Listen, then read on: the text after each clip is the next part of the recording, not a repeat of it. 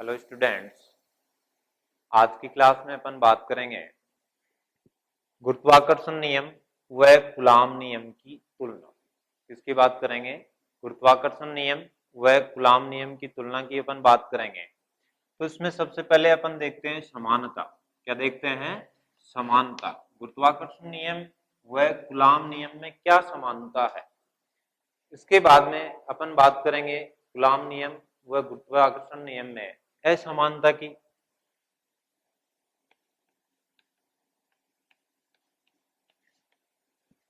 तो यहाँ अपन ने जब गुरुत्वाकर्षण नियम व कूलॉम नियम पढ़ा था तो एक चीज नोट की थी कि दोनों ही व्युत्क्रम वर्ग नियम की पालना करते हैं।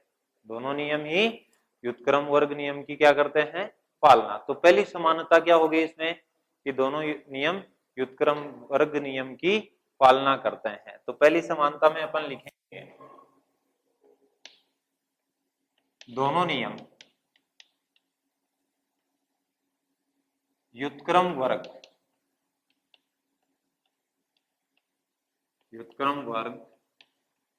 नियम की पालना करता है। ठीक है, दोनों नियम व्युत्क्रम वर्ग नियम की पालना करता है। ठीक है, पहली समानता हो गई। दूसरी समानता क्या हो गई?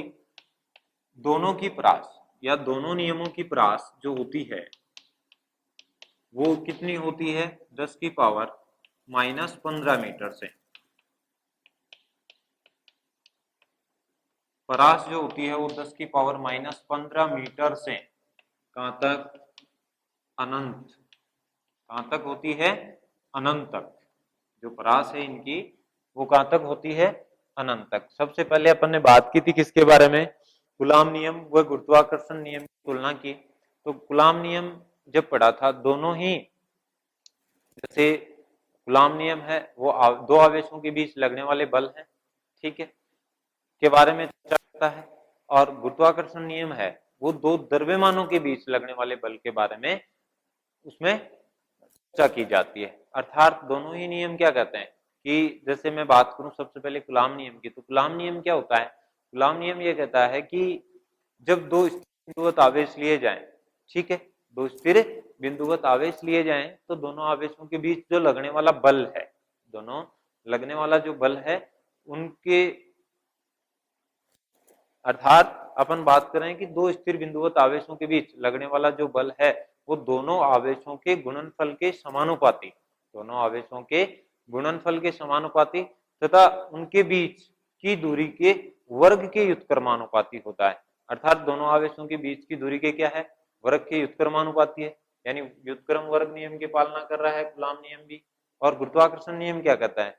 गुरुत्वाकर्षण नियम कहता है कि दो द्रव्यमानों के बीच लगने वाला जो बल है वो द्रव्यमानों के गुणनफल के समानुपाती तथा उनके बीच की दूरी के वर्ग के व्युत्क्रमानुपाती होता है। इस प्रकार से कूलॉम नियम और गुरुत्वाकर्षण नियम दोनों ही व्युत्क्रम वर्ग नियम की पालना करते हैं।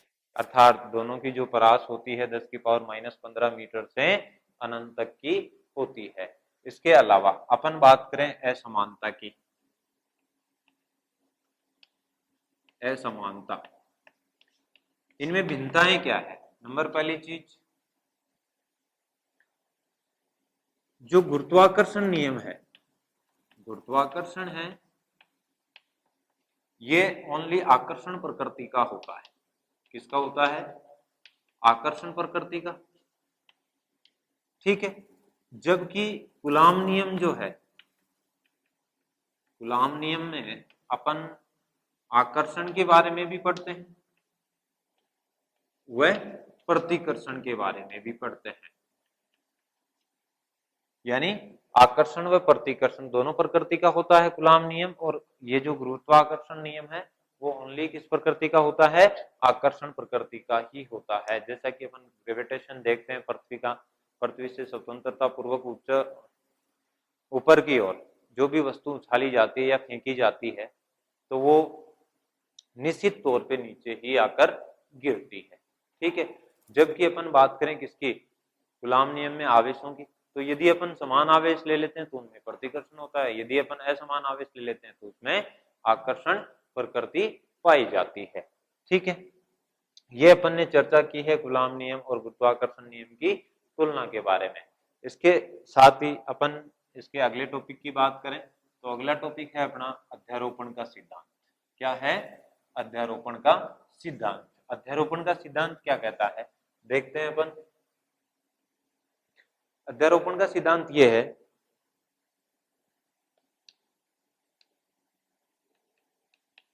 अध्यारोपण का सिद्धांत। अध्यारोपण का सिद्धांत क्या है? अध्यारोपण का सिद्धांत यह है कि कोई भी निकाय अपन ले, क्या ले? कोई भी निकाय ले, ठीक है, उस निकाय के अंदर बहुत सारे चार्ज, क्या है? बहुत सारे चार्ज या बहुत सारे आवेश उपस्थित हैं, ठीक है, जैसे कि Q1, Q2, Q3, Qn, और एक मैंने परीक्षण आवेश ले लिया है Q0। क्या ले लिया है? Q0, ठीक है। तो इसमें मेरे पास एक तो Q1, Q2, Q3, Q4, Qn आवेश है, इसके साथ परीक्षण आवेश लिया है Q0। तो यहां अपन बात करेंगे किसकी? कि Q1 के कारण, या अध्यारोपण का सिद्धांत, इसकी थ्योरी क्या है? अध्यारोपण के सिद्धांत की थ्योरी ये कहती है कि किसी निकाय में उपस्थित आवेश के द्वारा, किसी निकाय में उपस्थित सभी आवेशों के द्वारा किसी परीक्षण आवेश पर लगने वाले बलों का सदिश योग उसके परिणामी बल के बराबर होता है, या उस पर लगने वाले कुल बल के बराबर होता है। एक बार दोबारा से देखना कि किसी निकाय में उपस्थित सभी आवेशों के द्वारा परीक्षण आवेश पर लगने वाले सभी बलों का सदिश योग उस पर लगने वाले परिणामी बल के बराबर होता है। जैसे मान लिया जाए Q1, ये वेक्टर R01 डिस्टेंस पे स्थित है। कहाँ है? R01 पे। या अपन इसको लिखते हैं, माना निकाय में Q1, Q2, Q3 dot dot dot Qn आवेश उपस्थित हैं, जिनके बीच की दूरी,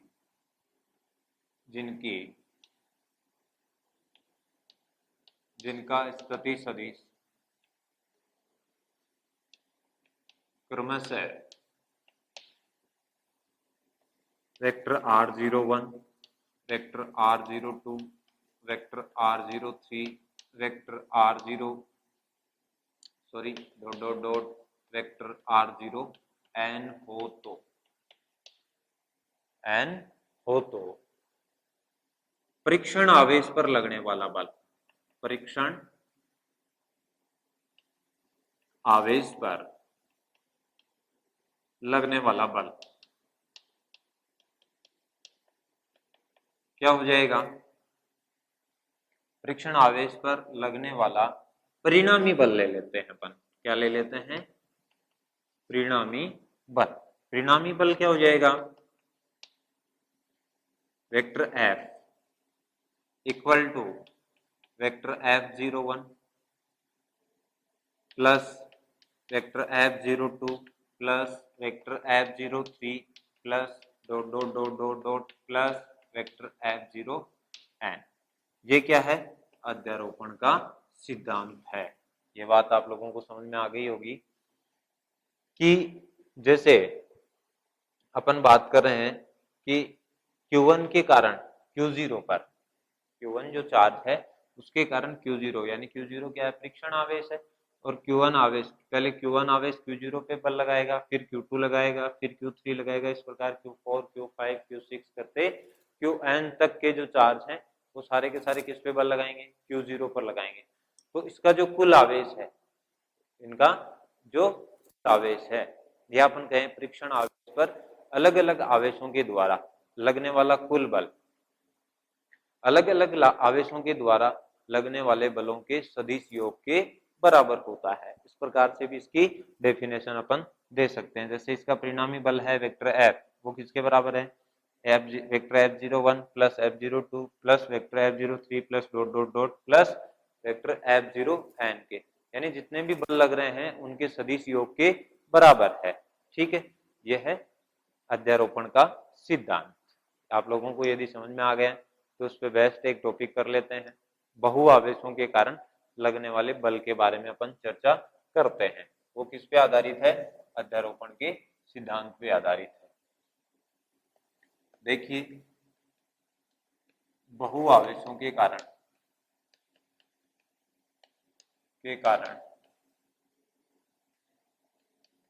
लगने वाला बल, बहुआवेशों के कारण लगने वाला जो बल है उसके बारे में अपन चर्चा करें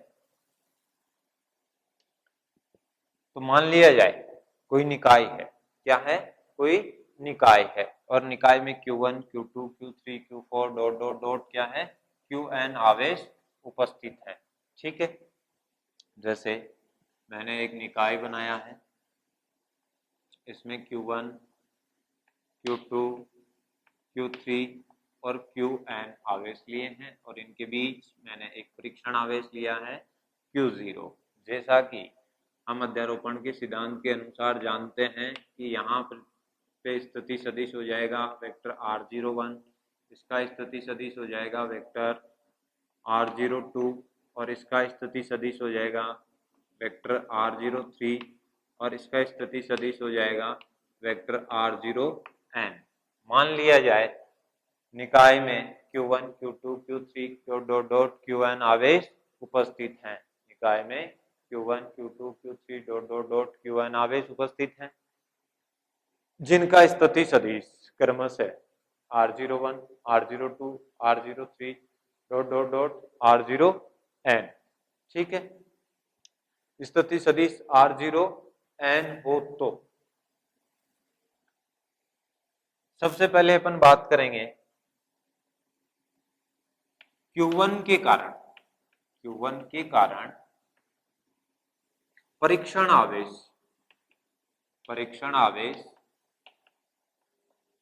Q0 पर लगने वाला बल।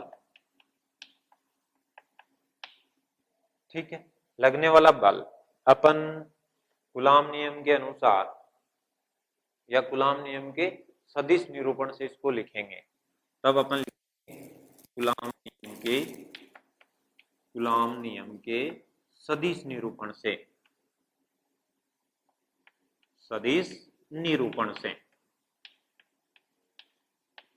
निरूपण से अपन क्या लिख सकते हैं, वेक्टर F01। क्यों, क्योंकि Q1 के कारण किस पे लग रहा है, जीरो पे, यानी परीक्षण आवेश पे, तो जीरो परीक्षण आवेश और Q1, यानी यहाँ ये रिप्रेजेंट कर रहा है वेक्टर F01 कि जीरो पर बल लग रहा है आवेश Q1 के कारण। ठीक है, F01 equal to 1/4 epsilon naught Q0 Q1 divide by स्थिति सदिश इसका वेक्टर R01 का मोड का स्क्वायर या परिमाण का स्क्वायर, और इसकी डायरेक्शन हो जाएगी R01। क्या हो जाएगी, R01। इसको इक्वेशन नंबर अपन दे देते हैं फर्स्ट। ठीक है, इसी प्रकार Q2 के कारण Q0 पर बल, Q0 पे बल क्या हो जाएगा, इसको अपन लिखेंगे vector F02 equal to 1/4 epsilon naught Q0 Q2 upon vector R02 के परिमाण का स्क्वायर, और इसकी डायरेक्शन हो जाएगी R02। ठीक है, इसको इक्वेशन नंबर दे देंगे 2। क्या दे देंगे, इक्वेशन नंबर 2 दे दी जाएगी। इसी प्रकार अपन बात करते हैं किसकी, आवेश Q3 के कारण Q0 पर बल, आवेश Q3 के कारण Q0 पे बल क्या हो जाएगा, vector F03 equal to 1/4 pi epsilon naught Q0 Q3 upon vector R03 के परिमाण का स्क्वायर और डायरेक्शन हो जाएगी R03। ठीक है, इसको इक्वेशन नंबर दे देते हैं 3। इसी प्रकार अपन लिख सकते हैं Qn के कारण Q0 पर बल क्या हो जाएगा, Q0 पर बल क्या हो जाएगा, वेक्टर F0n इक्वल टू अपन लिखेंगे 1/4 पाई एप्सिलॉन नॉट। क्या लिखेंगे, देखो अपन ने लिखा है यहाँ 0 पे लग रहा 3 के कारण तो Q03 लिखा है ना, 03, यहाँ 1 के कारण 01 लिख रहे हैं, 2 के कारण 02 लिख रहे हैं, तो n के कारण क्या लिखेंगे 0n, है ना, क्या लिखेंगे 0n लिखेंगे, तो Qn अपॉन वेक्टर R0n की परिमाण का स्क्वायर, डायरेक्शन क्या हो जाएगी, बालको डायरेक्शन R0n इक्वेशन पर 4। ठीक है, तब अध्यारोपण के सिद्धांत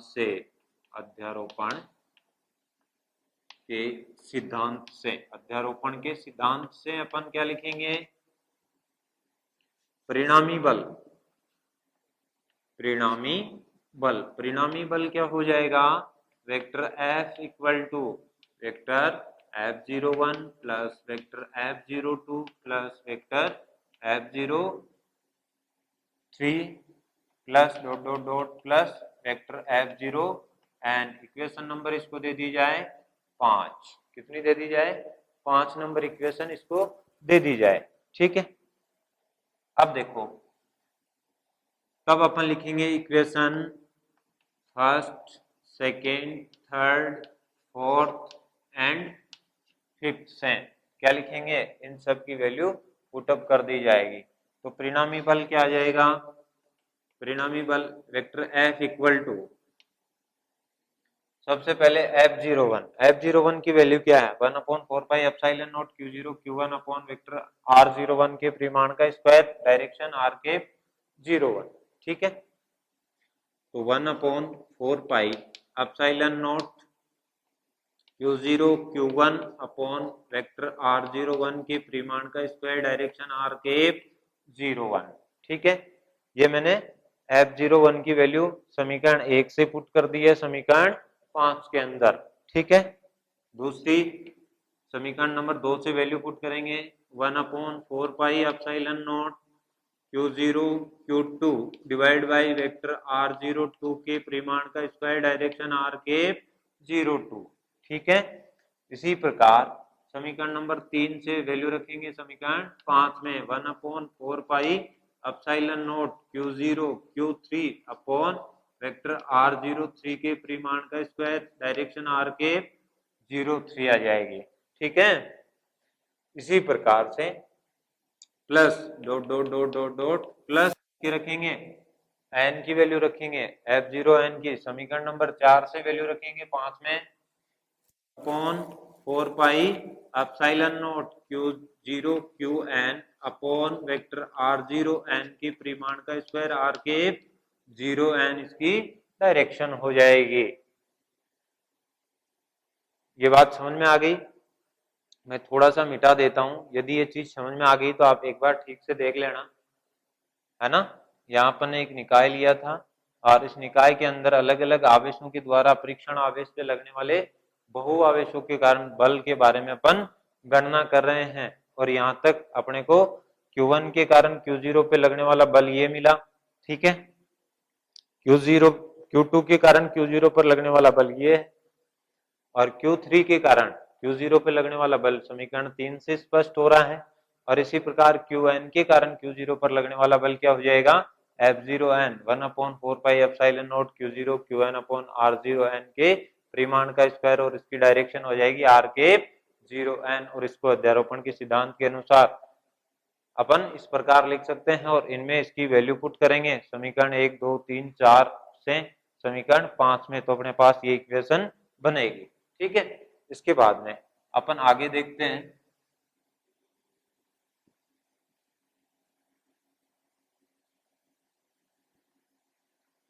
आगे देखो, अपने को इसमें से कॉमन आ रहा है 1/4πε0, Q0 भी कॉमन आ रहा है ना। तो सबसे अपन कॉमन ले लेते हैं vector F equal to Q0/4πε0 common आ रहा है। क्या कॉमन आ रहा है? 4πε0 कॉमन आ रहा है। और अंदर क्या बचेगा? अंदर रहेगा अपने पास Q1 अपॉन वेक्टर R01 के परिमाण का स्क्वायर R के 01, ठीक है, प्लस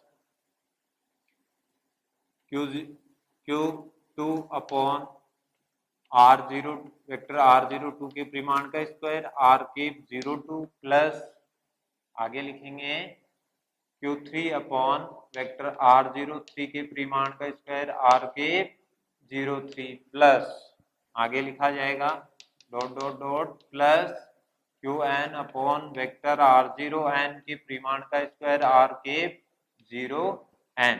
यहाँ तक अपन लिख सकते हैं, है ना। और इस प्रोसेसिंग को अपन क्या लिखेंगे? समेशन के रूप में लिखा जा सकता है, अर्थात परिणामी बल F equal to Q0 upon 4πε0 summation I equal to 1 से लेकर के कहां तक?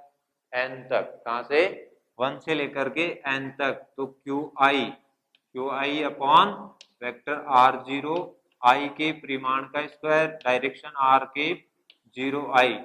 इस प्रकार से अपन क्या लिख सकते हैं? बहु आवेशों के कारण परीक्षण आवेश पर लगने वाले बल की गणना की जा सकती है। क्या आप लोगों को ये डेरिवेशन समझ में आ गया? यदि समझ में आ गया तो आप नोट कर सकते हैं, देख सकते हैं। दोबारा इसमें कोई समस्या है तो आप पूछ सकते हैं। ठीक है, आज की क्लास में अपन इतना ही करेंगे। ठीक है, क्लास में अपन पढ़ेंगे विद्युत क्षेत्र के बारे में। ठीक है, तब तक के लिए थैंक यू, धन्यवाद।